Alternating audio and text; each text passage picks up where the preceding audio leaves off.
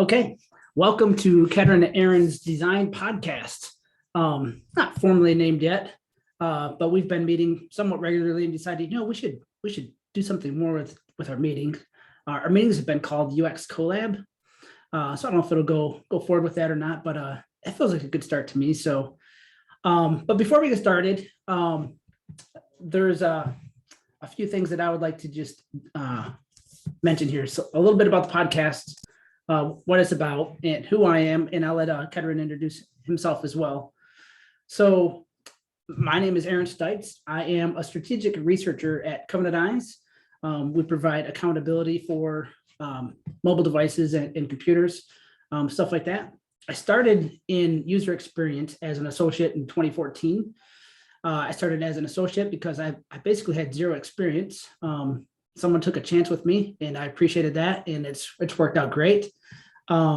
As somebody learning the field, literally as I got into it, I spent a little bit of time as a designer, working on software primarily for Mac and Windows.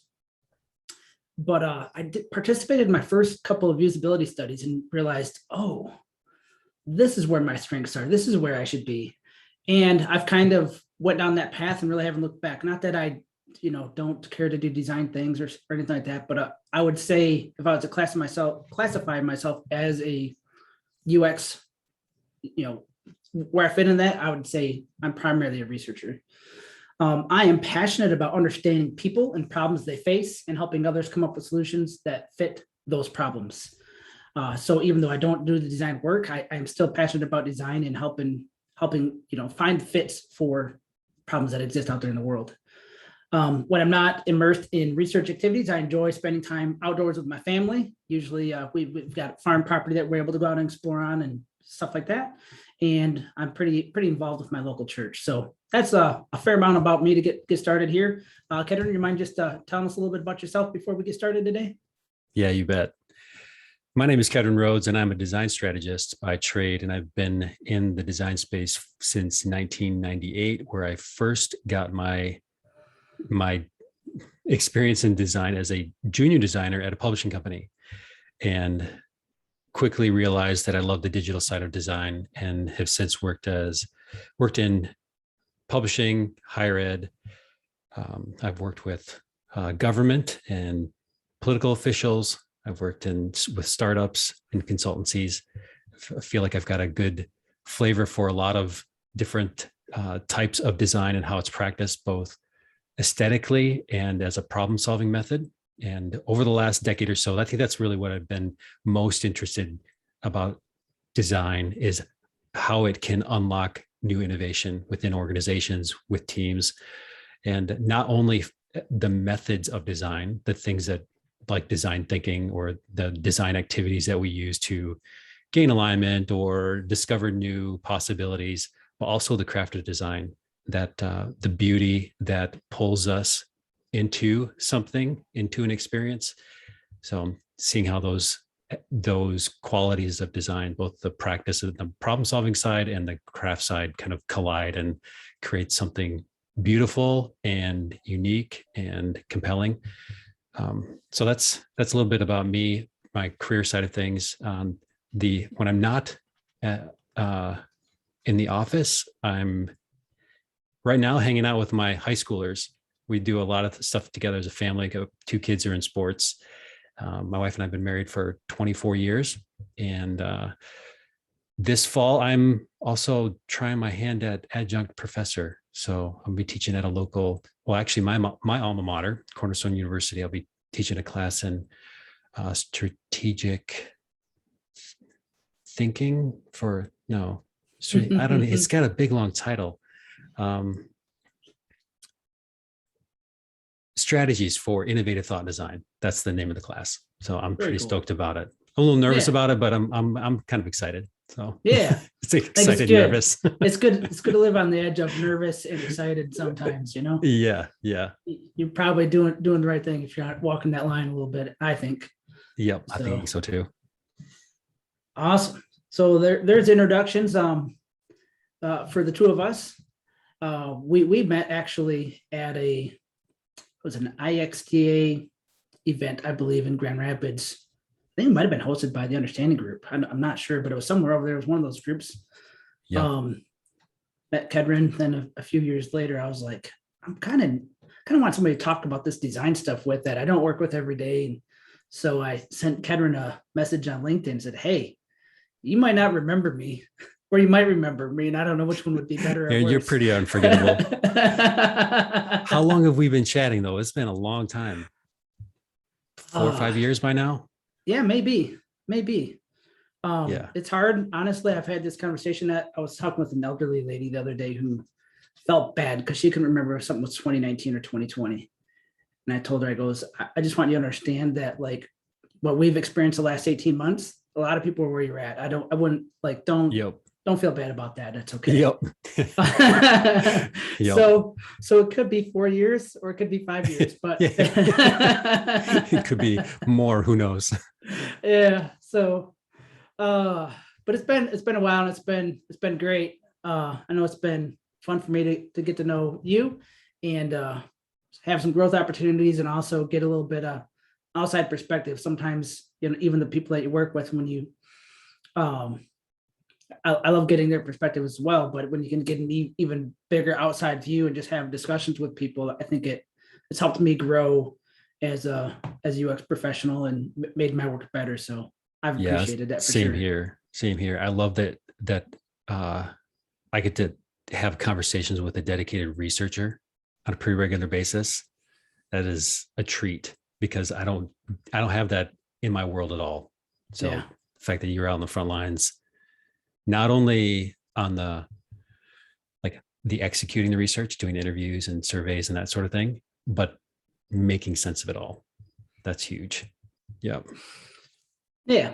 Likewise. It's been a good partnership. So I'm excited to see where things go here. So I would just like to just quickly share with people what the podcast is about. And this is like, episode 1, trial 1, pilot 1, whatever you want to call it. Episode 0. It's very likely to change, right? But I just kind of wrote this up honestly, like early this morning, because I'm one of those weird guys that's up before most of the world. So I put on here, our desire for this podcast is to grow ourselves as professionals by sharing what we learned with others. But this isn't about us, really. That's kind of a side benefit. Our real desire is to see other people in the UX world grow from where they are today. So whether you've never conducted UX work before, like I was when I got into this field, I had no idea. But I could tell you that life experience is prepared before it, and maybe we can help you understand that too. Or if you're leading teams or projects in the work of UX, our hope is just to help you grow and help others grow. I'm a big fan of growth and getting better every day and being stretched. So like you're saying a little bit earlier about the opportunity to serve at the college there and teach others. A little nervous, a little excited. I think that's where we live. Like you actually live in that nervous and excitement space. Everything outside of there is kind of, it's good, don't get me wrong, but like that's where we live, is on that nervous excitement line, sort of. So I know I guess I'm sort of speaking for both of us, but we believe that we were all designed by God to live the life that He set before us. Sometimes it takes a little bit to figure that out, but there's a path. There was a design for Aaron Stites long before I ever even was born. And my goal is to try to live that out. So the focus of this podcast will be on design work, but we feel it's important to let our viewers know, or our listeners know, that what motivates us to live life through design, not just the field of design work, but according to how we were designed by our creator. So that really is a big motivation for me in life, and it plays out in my work. I have people tell me that comes out of my work. That's not what I'm trying to do. It's just kind of a natural part of who I am. I love it. So anything to add to that all, Kedron, or you think That's it. Awesome. Yep. Awesome. So for our first episode today, our focus is on portfolios. We're going to take a quick look at, why a portfolio, who's a portfolio for, what makes a good portfolio. And then lastly, we'll kind of end up with the groundwork to creating a great portfolio. So I'm a researcher. I interview people. My role today will be as the person asking some questions, and we'll look to Kedron to kind of provide some answers and some guidance, and we'll see how this all plays out. But that's kind of how I see things happening here. So buckle up, enjoy the ride, and let's get after it. So Kedron, why a portfolio? Why is it important? Why a portfolio? Why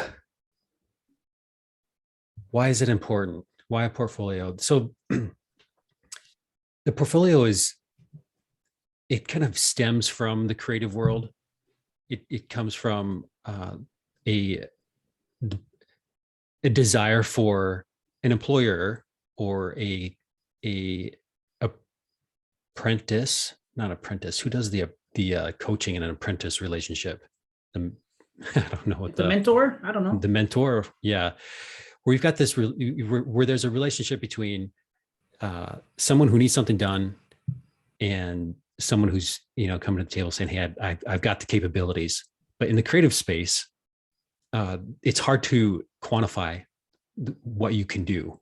So the portfolio is really to help solve that. It's to help give evidence to your capabilities. So whether that's, if you're an architect, you have a portfolio. If you're a graphic designer, you have a portfolio. If you're a writer, you probably have a portfolio of work. So the creative disciplines often have a portfolio, and UX is no different. And the UX portfolio is different than a graphic design portfolio, and it's different than, an architect's portfolio. But it still kind of serves that same purpose. This provides evidence of my capabilities, and it's meant to be a tool for someone to kind of evaluate those capabilities. So that, I guess, is maybe what a portfolio is. I don't know how long people have been doing portfolios. I remember when I first started back in '98, I took a portfolio to my interview, and it was a binder. It was a binder full of printed out things that I had created. And, you put together a display of what that is. And even 10 years in, I had a printed portfolio when I was already doing just digital. It was a way to, show up at an interview. Here's evidence of my work printed out so you could see it. So yeah, the printed portfolio, I don't see them much anymore, but you sure see a lot of PDF portfolios, which are kind of the same thing. So yeah. Well, another way that I've seen them in recent work, I've been involved with interviews for designers and for researchers. And oftentimes, someone will have a website. They'll, sometimes it'll just be the name plus design or something like that. But so you see PDFs quite a bit. Do you see that quite a bit too? Do you think it's important? Like, does it have to be something that can be on a website? And also the other thing is we want to help people grow, whether you're just getting started or you're a seasoned professional. Can maybe talk a little bit about maybe some nuance in there? That might be a big question, but. Yeah, no, that's a good question. The medium, what is a good portfolio medium for a UXer? I come from a long line of having to figure out how to do digital. Like back in '98, you don't go to school for it. There was no code solutions. There were sit down and figure out if you wanted a digital portfolio, you had to HTML your way through it. Nowadays, there's all sorts of ways, all different types of mediums that you can express your competencies through. Things like Behance, where you're uploading static images and putting together content. Things like Dribble, things like a personal website that could be done with hardly any coding capabilities whatsoever. So think WordPress or Squarespace or a Webflow or those kinds of things, to a PDF, to a video, to hard coding your own HTML stuff. So I think there's the medium. I wouldn't think too hard about the medium, whatever, because the medium isn't the point. Yeah. Not for a UXer. I mean, if you're a front end developer, you better probably have a pretty strong front end portfolio that the portfolio speaks to your capabilities. Mhm.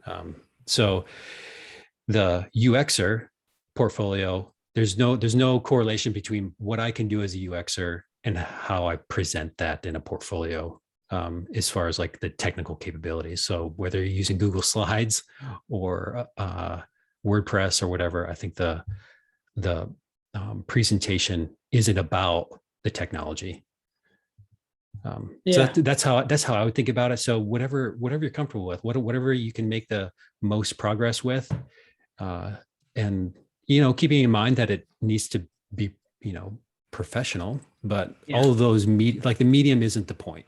So yeah, no, that makes a lot of sense. So a couple of thoughts that occurred to me as you were saying those, and I'm writing down just like a true research. I'm writing my notes down on a sticky note as we talk here. So a portfolio, then this is, I did not come from the design world. I spent several years in the building industry, and every time I was out looking for a job, it was, I'm adding my last job onto my resume so I could show what I've done, where I've been. So it's really, right. But it's just an evaluation of what I've done. But in some worlds, that resume is putting yourself out there to get noticed. Your resume goes into a stack with a whole bunch of other people's resumes, and you want yours to stand out. That's your point. Yep. You're talking about Behance and Dribble, all these other things. That's another medium for a UXer to get noticed. It's putting yourself out there, and you want to stand out there. A portfolio sounds like build on that a little bit, but it's not. Like I've often put myself there as like, because I've seen so many good portfolios, to be honest, and they're almost always on the website. I'm like, it's intimidating because I'm not building that front end. I'm not doing those things. But it sounds like it's not the medium. It's, hey, this is who I am. This is where I'm at. This is what I can do. And this is a reflection of me. Doesn't matter if it's on a website but it should probably, be a good reflection. It should probably be aesthetically pleasing and have good content, stuff like that. Yep. Let's dive into the what makes a good portfolio, but first let's chat about who's it for, because I think you're addressing, I think that initial gap between feeling like, oh, you're looking at portfolios and seeing all of the technical capabilities that might be involved and feeling like, how does that fit with you and your capabilities? And I think that what I would do is call time out and say, who's this portfolio for? And it's a hiring manager, right? They have a stack of resumes that they're trying to get through. And, if you work at a place if you work at a big tech name, throw whatever tech name that is at the tip of your tongue out there, they throw out a UX position, they're going to have a couple hundred resumes to sift through. Now, granted, their HR department is probably going to take that initial run and, do the initial culling of the portfolios and resumes and all. But the hiring manager is probably going to still have to get through 20, maybe 40, that are qualified candidates. They made it all the way to this person's desk. And now they've got to decide, who to have a conversation with. And their time is precious, and they probably don't have bandwidth to sit down with an hour and a half with 40 different people. That's not a good use of their time. So you got to think like, who's a portfolio for? If it's for that person who is probably strapped for time, they're hiring because of a very specific need, whether it's a new position or backfilling position. Like it's like there's a need there that's pushing them to drop, 80, 150,000 on a UX position by the time you pay insurance and all that stuff. Like this, there's a provocation there that this hiring manager is currently living with some pain that this vacancy is causing, and they need to solve this pain by getting a butt in a seat and getting some work done. So like that's their hiring manager's position. Now, if you're at a big company, you've got some tooling and some systems and support people to help you through that process. If you're at a small company, you might be hustling to find people to even apply. They don't know about you, right? If you're at a small company, the UX community doesn't know who you are. they might look at your website and have to evaluate, is this the kind of place that I want to work at? Is it the kind of place that I want to build a career at? All that stuff. Mm-hmm. So you might be hustling to try to get, 15 applicants. And if you've only got 15 to choose from, if you've only got 5 to choose from, those portfolios make a huge difference, right? Yeah. 'Cause now the signal to noise is real clear.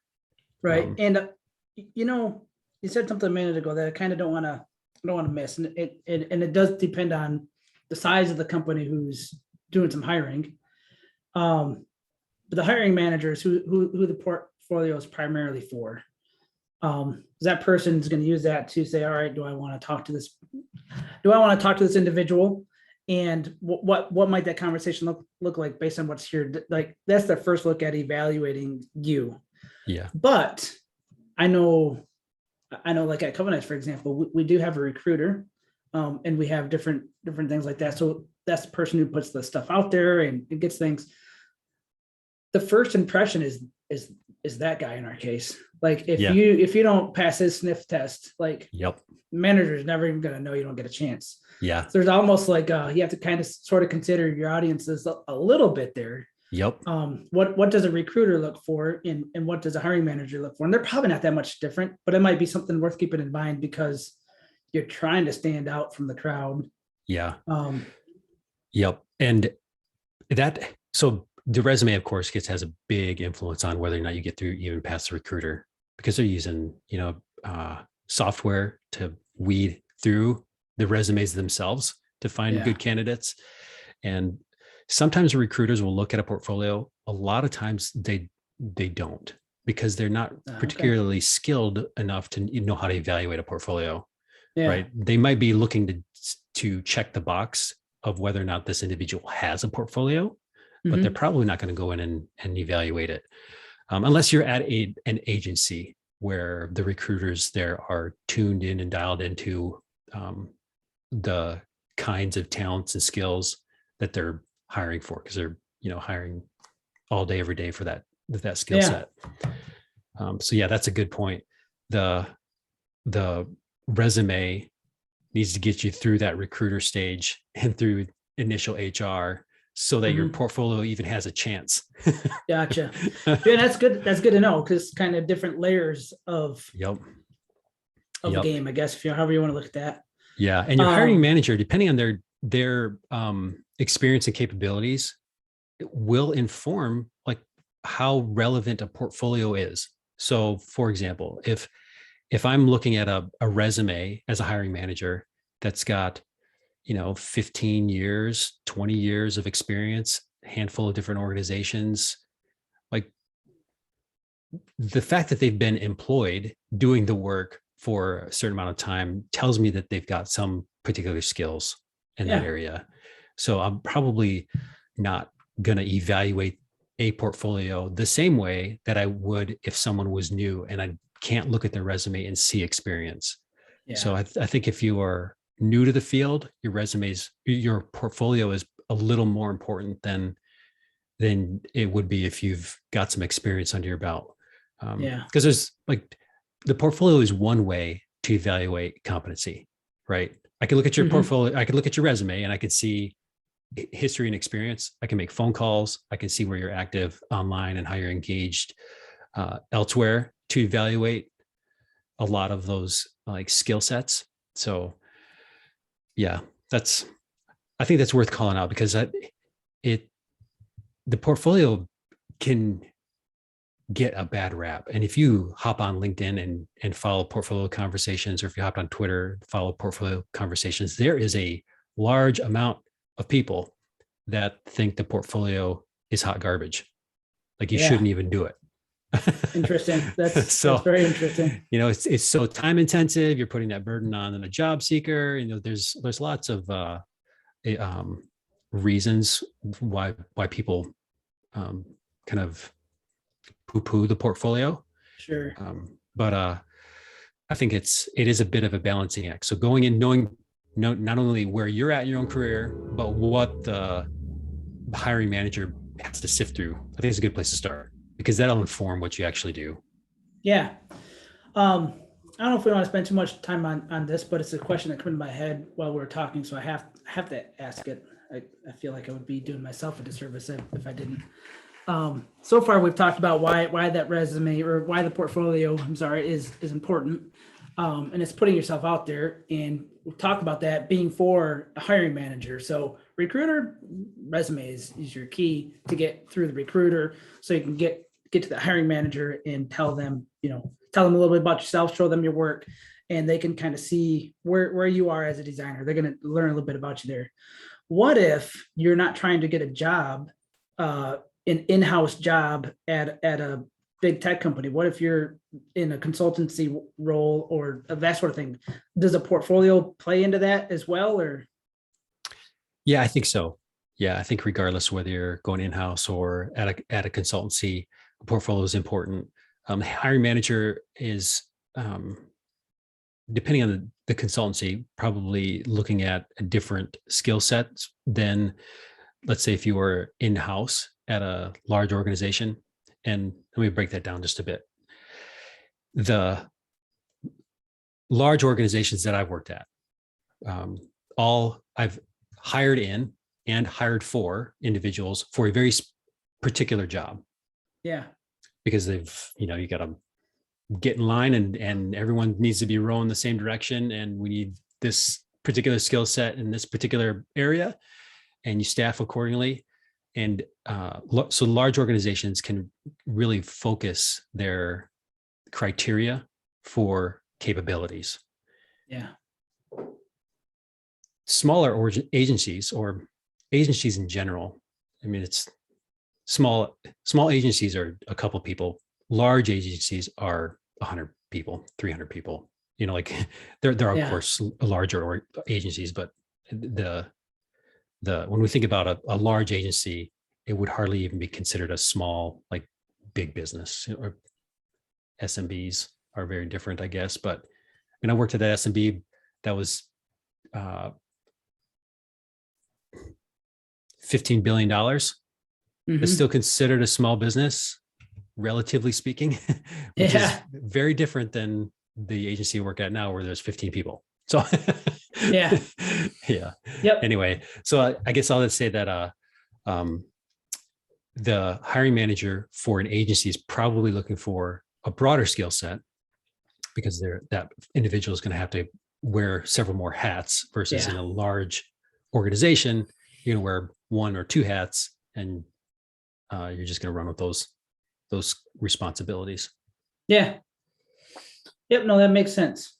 Makes sense. I just figured that, like I said, the question came up in my mind as you were speaking. I was like, well, it's probably worth asking. Somebody else might have that question. Yeah. That's great. So I think we've pretty well covered, why a portfolio and who it's for. So what does make a good portfolio? What does make a good portfolio? That's of course a subjective answer, but I'm going to give you my opinion of what makes a good portfolio. And some of it's going to be like meta level maybe, and some of it's going to be really nitty gritty, detaily stuff. Sure. So fair. Maybe I'll try to keep it in some sort of like convergence funnel, where we start at the meta stuff and work our way down. But at the core, I'm trying to evaluate with a portfolio, like we talked about capabilities, and as a UXer, how do you evaluate capabilities? By looking at a portfolio. And a lot of that really hangs on process. Can you visualize your process? And that's going to help me see how you approach problem solving. And the truth of the matter is, UX is a pretty mature space by now. And granted, it's got it exists at different maturity states within organizations, but as a field, it's pretty darn mature. Yeah. So I mentioned that because a hiring manager should have a pretty clear rubric in their own mind of what makes a good UXer, right? They've got their job description, of course, but then, they're going to look through their understanding of UX, that lens, and look for how well your portfolio matches their understanding of how UX is practiced. Yeah. And the practice of UX doesn't really vary a whole bunch. It's expressed and practiced uniquely by individuals, but as a whole, it kind of follows some pretty established paths, I guess. Mm-hmm. So a hiring manager is going to be looking for those paths. Like, did you follow the paths that we know that work, and how did you approach each kind of like step along that path? Yeah. And I'm looking for evidence of not the end result. I mean, the end result's important, sure, but it's how you got there. That's how I'm evaluating that's how I evaluate your capabilities, right? Not the end result, because anybody can look at a screen or a workflow or whatever and see the things that work in it, the things that don't work in it. I can evaluate that artifact in its current state, but that's insufficient, because I don't know how you got there. If I can understand how you got there, then I can understand the constraints of the thing that I'm looking at, because everything we look at is informed by a series of constraints, either the constraints of the problem at hand or the constraints of my own abilities. And that's what I want to be able to tease out. So if I can follow your process, if you can visualize the process as just generally described in like the UX world, then I can begin to evaluate the result based on the constraints and capabilities that I'm seeing within the process that you visualized or talked about or expressed. And then I, as a hiring manager, can then begin to interpret, all right, well, did Kedron just not see this other opportunity? Or that was right there, or Kedron should have thought about this maybe in a different way in order to get to a different result, if I can see those steps. So that's the whole point of unearthing that process, visualizing that process. And it can be messy. Like the process is a whole lot of mess, especially early on when you're just trying to sift through the constraints. You're trying to sift through all of the different inputs that inform what you're trying to solve for. And even before that, the problem framing bit to this, like, did you understand the problem correctly? Did you frame the problem in a way that's going to lead to the kind of results that matter to users and matter to the organization? So even all the way up at the very front end of problem framing, through unpacking that and finding a solution that works for everybody. So it sounds like, just correct me if I'm interpreting it incorrectly, but it's almost, if you can show that you understood the problem that you're trying to solve and the path you took to get to the solution you come up with, that's going to be the meat of the bones, and that'll tell the hiring manager, whoever it is, kind of where you're at for the evaluation. Yep. So far too often we look at portfolios and it's the show piece of like, here's the UI that I did, or here's the glossy workflows that I put together, which the end result is important. And, that's the thing that the user is going to interact with. It's going to drive value back to the business. But that's like the equivalent of just like having a magic wand and just, poofing out solutions. Okay. Right. No one poofs out a solution. It comes through hard work and collaboration and mistakes and learning and all that. And unless I know how you got there, then and you've heard of this talked about in the design community for a long time, that one of the beauties about UX is that it is so transparent in its practice, because it is messy. It requires a lot of visual space. You see whiteboards full of sticky notes and diagrams, and you see, research notes plastered all over everything. Like, it's a visually messy process. So we all know that that's the work that goes into it. So show me how you got there. Because what we don't want, and this is like the reaction, like the UX and design thinking are in a large part a reaction to the many years or decades of a designer going off onto the mountain, doing their magical thing and returning with a solution, and that system doesn't work anymore. Problems are too complex, and the solutions are never just a single individual. It's always a collaborative effort. Yeah. It's interesting. I like history and stuff. I like history is a good teacher. And every once in a while, I've watched some shows like on the History Channel, like, Machines That Built America, that sort of thing. Mm-hmm. And you have individuals and teams of people, like, just think of Ford Motor Company or Harley Davidson or John Deere. And there's a whole lot of work that went into like the things we enjoy right now, like that's like going even like industrial revolution style age. Yep. But just being able to see the process and the hardships, the struggle, like what they went through, that process is a big part of it. And you can see, and it's really interesting if you look at kind of Ford specifically, the things he was involved with, whether it's trains or tractors or automobiles. I don't know how much with the train, but he got himself into a little bit of everything. Yeah. But he just loved solving problems and the challenge of it. And, like nothing came easy for any of those guys or companies.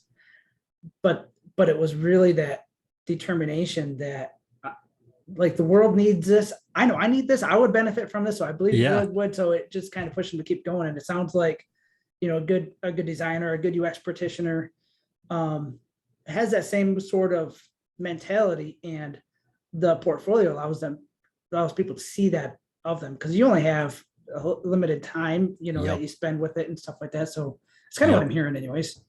Yeah, no, I would echo that. And I would add to the point you just made of your portfolio is going to have a short window to grab someone's attention right before they move on to the next one. So a couple of like the nitty gritty things that are just worth keeping in mind about portfolio is that it should look tidy, in that like the visual representation of it shouldn't be a hot mess, right?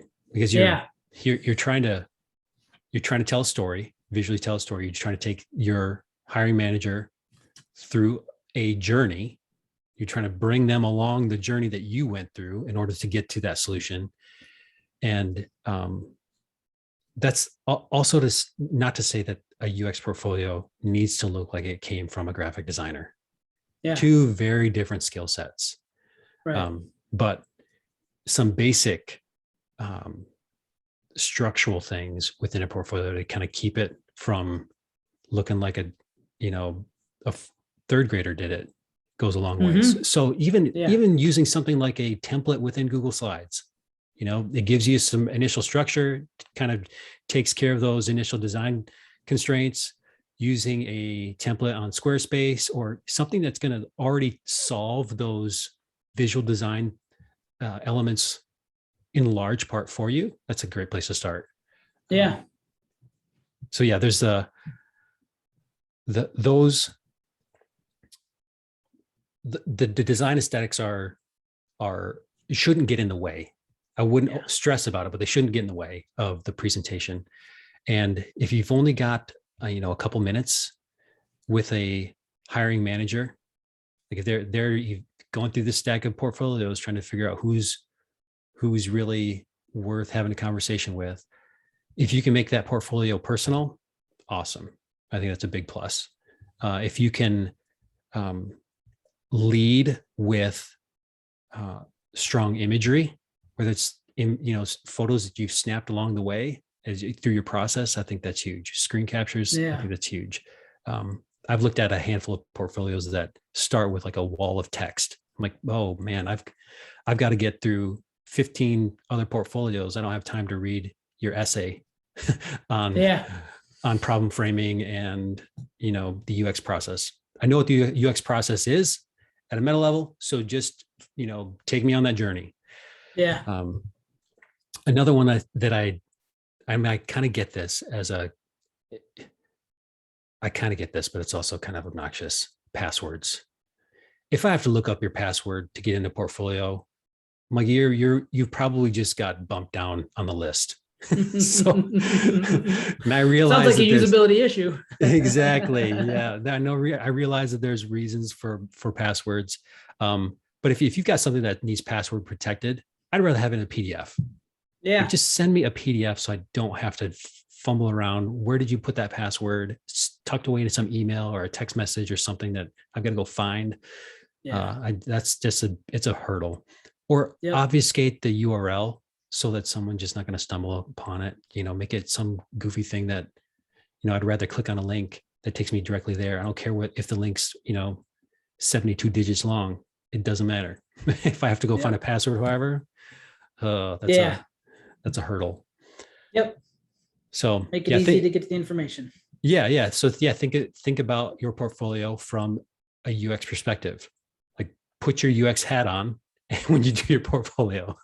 Exactly. Think about the user, think about what they're going through, think about how you can reduce friction, think about where they're at in their hiring process and what you can do with your portfolio to make their hiring process smoother, easier to get a hold of you. Like, if you don't have contact information in your portfolio, if I can't click your email or find an easy way to, call you in your portfolio, that's a big miss.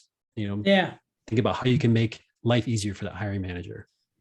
Right. And so the last thing that we want to talk about was the groundwork for creating a great portfolio. I just want to recap because it almost feels like we've been doing this as we go along. But so why a portfolio? Well, a portfolio is to put yourself out there to get noticed, to get recognized, primarily by a hiring manager, somebody who's going to hire you to do work. So whether it's for a full-time job or for contract work, somebody's hiring you.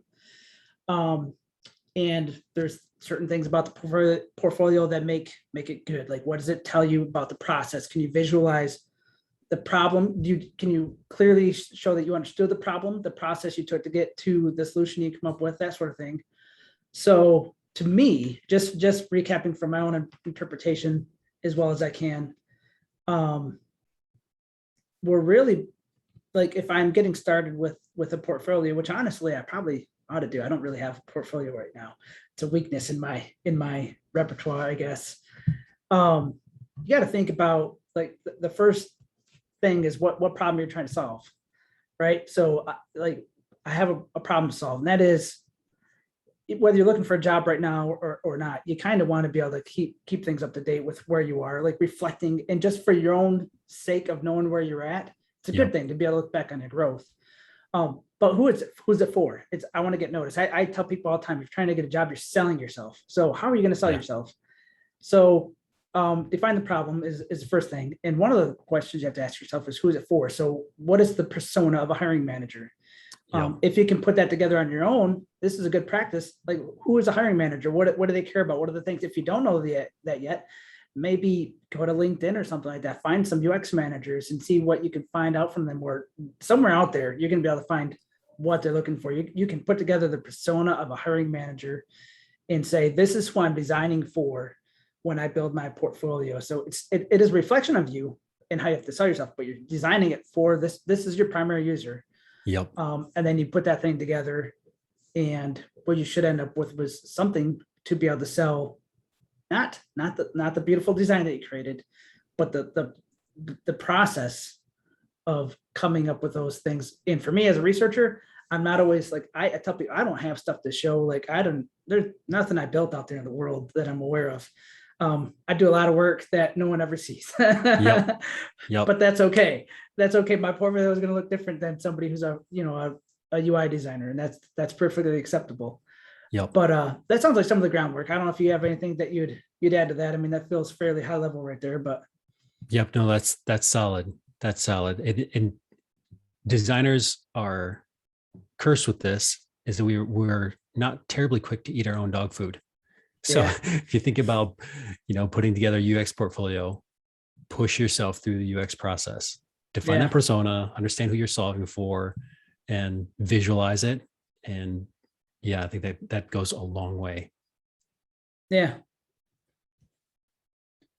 Cool. I think that covers most of the things that we had, at least laid out for today. This was a test run, a trial run, dry run, Yeah. whatever you want to call it in my world. I feel like things have gone pretty well. So I'm excited, and I hope for anyone who's listening to this that this is helpful for you. I don't know what feedback options we have yet, but as a researcher, I can assure you, Right. there'll be a feedback option somewhere in the world to Yep. share your thoughts. I Yep. always want to know. I'm a reflecting person. I want to know what went well. What went well here Right. today? Like, what were some pain points? What were some things that maybe we missed? And like, what would you do different? How would you make this podcast episode better? Yeah. You're welcome to email me. It's Kedron, Kedron, at kedronrhodes.com. And it's KEDRONRHODES. So if you have feedback and want to, send us something, you're welcome to shoot me an email. I'd be happy to pass that along to Aaron as well. Awesome. Well, thank you, Kedron, and thank you for everyone who's listening, and look forward to doing this again here in the very near future. Yeah. Thanks, Aaron.